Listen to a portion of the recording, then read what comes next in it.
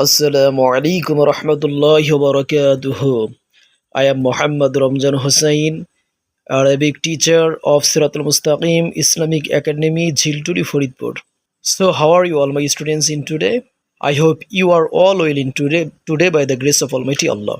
তো আমার স্নেহের ছাত্রছাত্রীরা, আশা করি তোমরা ভালো আছো আল্লাহর রহমতে। তো আজকে আমি তোমাদের লেসন প্ল্যান 10 সেকেন্ড সেমিস্টারের নার্সারি ইংলিশ ভার্সনের স্পোকেন অ্যারাবিক সাবজেক্টের এ সপ্তাহের কিছু পড়া নিয়ে আলোচনা করব ইনশাআল্লাহ। তো আমাদের এ সপ্তাহের যে পড়াগুলো থাকবে, তোমরা দেখতে পাচ্ছ একটি ছবি, এখানে পেজ নাম্বার 44, পেজ নাম্বার 44, এখানে আদ-দারসুত তাসিঈ, নবমতম অধ্যায়। এখানে পোশাক আশাক নিয়ে অনেকগুলো পিকচার তোমরা দেখতে পাচ্ছ। তো আমাদের এ সপ্তাহের রবিবার এবং সোমবার এই 2 দিনের স্পোকেন অ্যারাবিকের যে পড়া থাকবে সেই বিষয় নিয়ে আমি তোমাদের সামনে আলোচনা করতে চাই। তো একটু লক্ষ্য করো যে আমাদের রবিবারে যে পড়া থাকবে সেটা হলো হিজাউন, জুতা; কমিসুন, জামা; খুফুন, মোজা।